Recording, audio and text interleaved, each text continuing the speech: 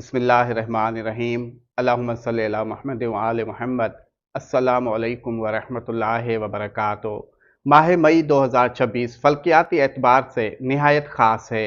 इस माह आसमान पर सिर्फ एक नहीं बल्कि दो मुकम्मल यानी फुल मून नजर आएंगे। पहला पूरा चांद यकम मई को फ्लावर मून की सूरत में तुलू होगा, जब बहार अपने उरूज पर होती है।